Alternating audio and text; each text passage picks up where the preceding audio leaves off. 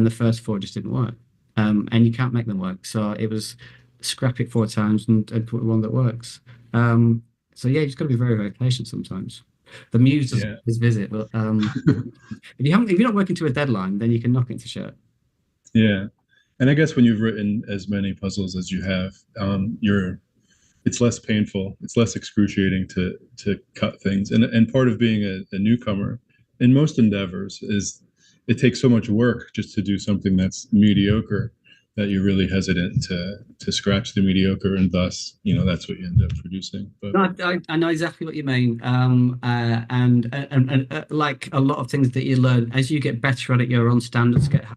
So you start to there's there's like a sometimes in a lot of endeavors, and I got this with photography, I got this with crosswording. You get to a point where you're dissatisfied with your own work, and it's not because you're getting worse, it's because you know what good looks like now.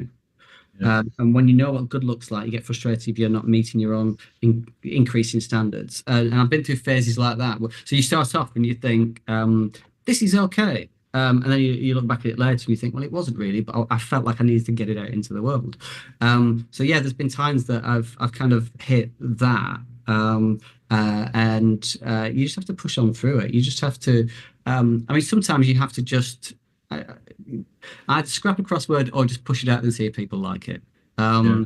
But I'm increasingly fine with scrapping them because I do know that Ah, interesting. I'd rather scrap one that I didn't think worked because the time that you put into it, it shouldn't really matter if you put out a crossword that doesn't make sense or is mediocre or people don't enjoy.